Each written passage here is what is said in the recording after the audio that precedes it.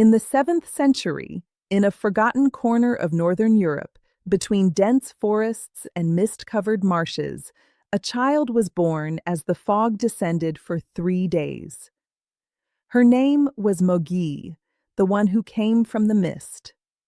What you are about to hear is not a historical record, it is a legend. On this channel, we retell and reimagine the stories of saints, not as distant statues, but as living figures shaped by mystery, silence, and human struggle. These narratives take time to write, to research, and to bring to life. If you value this work and wish to follow future legends, consider subscribing. Slight musical rise. Now. Step into the mist. Let the story begin. The birth of Mauguille is placed in the 7th century, in a forgotten hamlet nestled between dense forests and shifting marshlands in northern Gaul.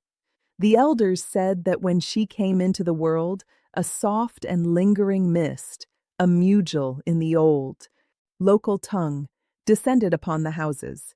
It did not suffocate, it enveloped, for 3 full days.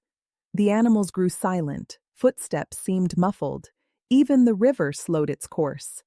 Thus the child was named Mauguille, she who comes out of the mist. Her father, Arnulti, was a carpenter, a man with broad hands who spoke little but repaired everything, beams, doors, and sometimes silences. Her mother, Adelinde, was the village healer. She knew the plants of the clearings, the roots gathered at dawn, the infusions whispered over before being given to drink. She did not teach, she transmitted through gestures and glances. From an early age, the child unsettled people.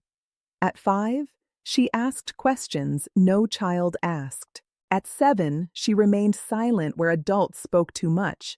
They said she felt before she understood, not visions, but an inner friction, as though others' emotions passed directly through her skin. She avoided certain people without knowing why. She would burst into tears when adults argued in silence. One autumn night, as rain tapped softly against the roof, she sat upright in bed and whispered to her mother, "Mother, the earth is sick. The world moves forward, but it limps." Adelinde turned pale. She covered her daughter's mouth and told her never to repeat those words. But Mauguille knew. It was not a thought, it was a listening. She would sometimes say, "It is not me, it is the mist speaking." 2. The winter of trial. At 14, winter struck without warning. The harvest had rotted before it could be gathered. Granaries emptied, children grew thin. Bread was counted, then days. Some elders spoke of punishment, others of a simple cycle. No one had a solution. One white frost morning, Mauguille took a basket and went alone into the forest. Branches cracked like glass. She knew where to look, where snow hides without killing, where roots survive. At the bend of a sunken path, she found an old man half buried beneath frozen leaves, a monk, thin as a reed, trembling, unable to speak. She did not pray, she acted. She carried him, not in one motion, but step by step, rest after rest. Elders swore that no girl her age could have done such a thing. She fed him. She kept watch over him. She stayed awake for 2 nights. The monk's name was Brother Aldemar. When his strength returned, he simply said, "In the mist, I thought I saw the end. In this child, I saw the hand of God." He stayed. He taught.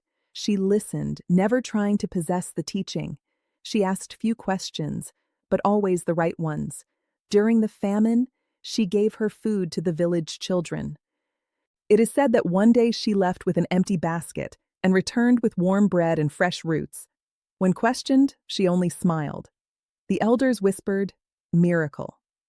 Mauguille merely said, "What is given circulates." 3.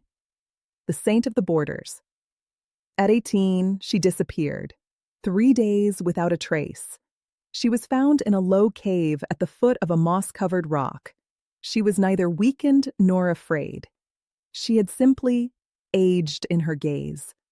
She said that in the silence she had heard three things: that the world moves through cycles, greatness, forgetting, collapse, rebirth, that nations would become giants fighting over scraps of shadow, that one day humanity would build a world fast, vast, dazzling, but without a soul. These words spread from monastery to monastery, copied by hand, often misunderstood. Mauguille founded no order.